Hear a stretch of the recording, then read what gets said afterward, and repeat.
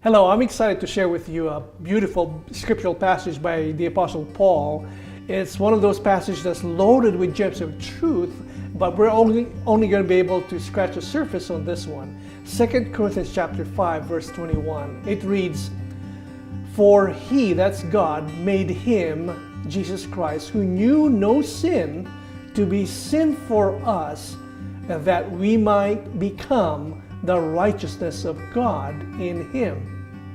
What is that passage saying? Is it the passage saying basically that God is so angry that he had to send Christ to appease him, to make peace with him, and to make things right?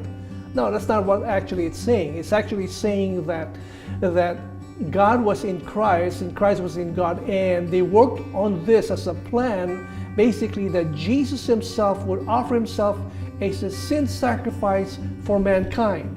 Now, it says here that we might become righteousness of God. What is righteousness? You know, people will say righteousness is defined as right doing. Well, if it's right doing, then that means that all we have to do is do right things or avoid the wrong things, and that would be okay. What this passage is really saying, friends, is that righteousness is in the context of relationship. When we have that relationship with Christ, Christ then gives to us his righteousness. He becomes that sin bearer for us. So in other words, righteousness is Jesus. So when you have the righteousness of God, that means you have Jesus in your life.